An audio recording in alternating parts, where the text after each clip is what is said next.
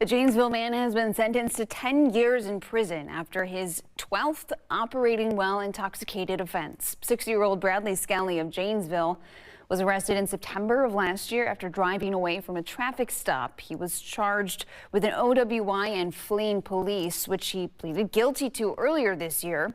Skelly was on extended supervision when he was arrested, which was revoked. He was sentenced to 5 years in prison for that offense, which he'll serve first before his 10 years in prison for this case.